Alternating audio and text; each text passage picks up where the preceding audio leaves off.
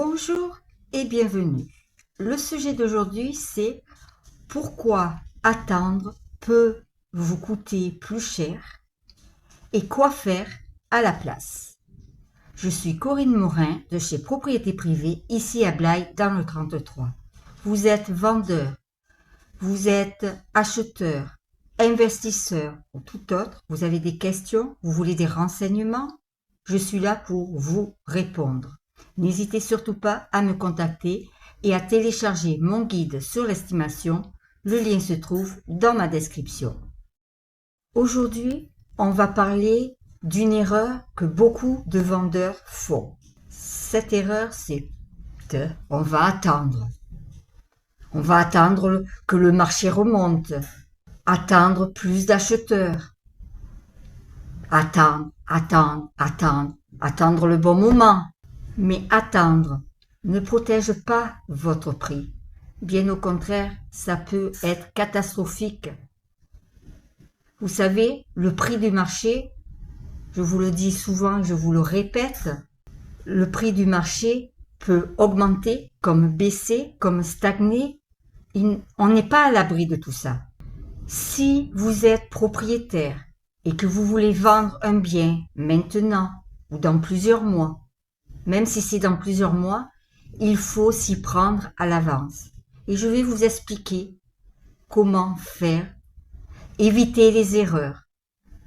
Restez jusqu'à la fin. Je vais vous dire pas mal de choses. Ce qui se passe vraiment sur le marché. Aujourd'hui, on n'est plus sur un marché immobilier dynamique. On ne vend plus les biens au-dessus du prix en quelques jours. On est dans un marché plus réfléchi, plus rationnel, plus négocié.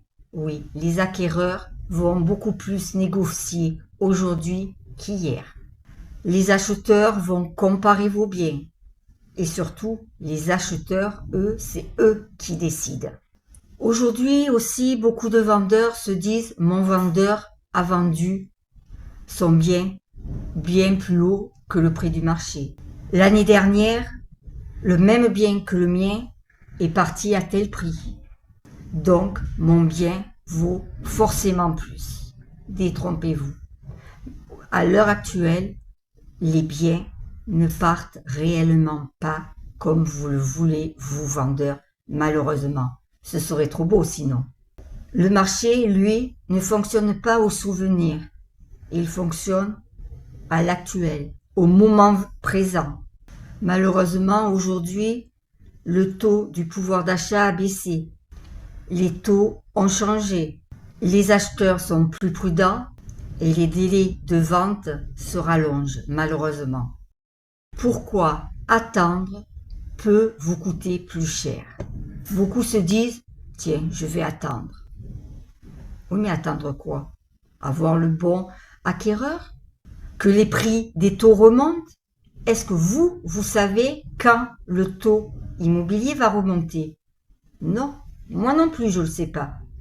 Pendant que vous attendez que le taux augmente, eh bien, votre bien, lui, vieillit, s'use. Il faut penser à ça. Il n'y avait pas des travaux hier, aujourd'hui, eh bien, peut-être qu'un coup de peinture, il le faudrait. La concurrence arrive, augmente. Et puis le même bien que le vôtre arrive aussi, mais lui a un taux au prix du marché. Et le vôtre, si vous n'êtes pas au prix du marché, les acquéreurs vont pas s'arrêter sur votre annonce. Et c'est dommage, parce que votre bien est aussi bien que le leur, sinon mieux même. Et vous allez tout perdre. L'effet bien grillé. C'est un phénomène que beaucoup de personnes ignorent. Les acheteurs, eux, vont se poser beaucoup de questions quand ils voient un bien à la vente depuis plusieurs mois. Ils vont se poser, tiens, il y a peut-être un vice caché. Le prix est peut-être au-dessus.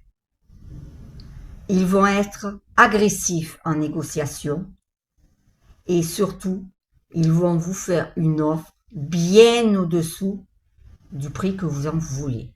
Un bien qui démarre trop haut va se vendre, ça c'est sûr. mais à un prix beaucoup plus bas. Le coût invisible de l'attente. On ne voit pas toujours tout, c'est vrai. Attendre, ça coûte. Ça peut coûter votre crédit qui est en attente, la taxe foncière, les charges, l'entretien. Et puis, vous avez certainement un autre projet. Donc, lui aussi est en attente. Vous voulez pas recommencer une nouvelle vie, vous aussi? La fatigue émotionnelle, oui. Vous êtes stressé, vous ne dormez plus. Vous en avez marre des visites, les visiteurs du dimanche, comme j'appelle ça. Comme je vous le disais, les négociations agressives. Et ça vous use. Mais je vous comprends. Et souvent, c'est là que vous acceptez une offre et après, vous le regrettez. Mais c'est trop tard. Une fois que vous avez signé l'offre, vous ne pouvez plus revenir sur votre décision. Pensez à ça aussi. Réfléchissez bien avant de signer une offre. C'est pour ça que de vous faire accompagner par un professionnel, ça vous apaisera. Vous serez plus tranquille. Les erreurs à ne pas commettre. Erreur numéro 1, surestimer votre bien. Je le dis toujours, dans toutes mes vidéos, je vous en parle. Mais il faut que ça rentre dans votre tête. C'est normal de toujours rabâcher la même chose. Je suis là pour vous aider et pour vous rabâcher. Vous allez vous dire, on va tester. Alors, c'est vrai, vous pouvez tester, même avec un professionnel. Supposons, vous pouvez mettre un mois le prix que vous en voulez au-dessus du prix du marché. Et vous verrez. Vous pouvez avoir un acheteur, un coup de cœur de l'acheteur. Il va vous le prendre au prix ou faire une négociation, mais la moindre. C'est possible. Il faut avoir de la chance, parce que là, c'est de la chance. Mais au bout d'un mois, si vous n'avez pas d'offre, pas de visite, pas de contact, posez-vous quand même la question. Et même si vous n'avez pas envie, faites une baisse de votre prix de vente. Il faut le faire. Beaucoup de vendeurs ne veulent pas, ont une tête dure, et je les comprends. Mais le prix du marché, c'est toujours lui qui décide. Et surtout, l'acquéreur. C'est lui qui a le dernier mot. Même si vous acceptez, c'est quand même lui qui va vous faire une offre. Erreur numéro 2, se baser sur l'émotion. Oui, c'est vous qui avez fait les travaux. Vous l'avez mis à votre goût. C'est très bien. Mais l'acheteur, lui, c'est votre émotion, vos émotions à vous. Le bien, le mauvais, ce sont les vôtres, ce ne sont pas les siens. Il faut que lui puisse se projeter dans votre bien. Le marché, lui, les émotions, il s'en balance. Mais l'acquéreur, lui, aussi. Et il veut mettre ses émotions à lui. Erreur numéro 3, attendre le moment parfait. Vous savez, il n'y a pas de moment parfait. C'est pas parce que votre voisin l'a vendu en 3 jours, je dis, c'est un exemple, que vous allez le vendre aussi en 3 jours, même si c'est le même bien, même si on peut poser ses valises. Il n'y a pas de bon moment. Il y a seulement une bonne stratégie à adapter, une exécution maîtrisée et un positionnement intelligent. Erreur numéro 4, copier votre voisin. Vous savez, chaque bien est différent, est unique. Chaque projet est unique aussi. Un bien mal positionné peut rester des mois, voire des années sans rien faire. Ce serait dommage quand même. Ce qu'il faut faire à la place. Maintenant, on va parler un peu de stratégie. 1. Se positionner stratégiquement dès le départ. Un bien bien positionné attirera plus d'acquéreurs, crée de l'attention, Vous allez peut-être avoir plusieurs offres que vous allez pouvoir choisir. Là, vous pourrez choisir l'offre que vous voulez, se vend plus vite et il y aura aussi moins de négociations. L'objectif n'est pas d'être le plus cher, mais le plus objectif. 2. Créer un effet opportunité. Les acheteurs doivent se poser comme question: si je n'y vais pas moi de suite, si je ne fais rien, quelqu'un d'autre le fera à ma place et je vais le regretter.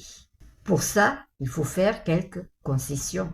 Prix cohérent, photos professionnelles, présentation irréprochable et mise en valeur de votre bien.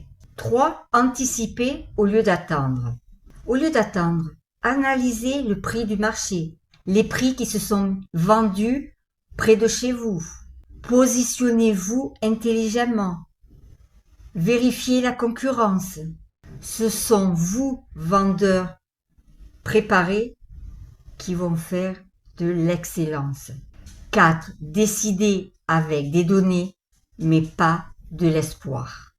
L'espoir n'est pas une stratégie. Délai moyen de vente. Vous espérez. Il faut être positif. Vous allez espérer.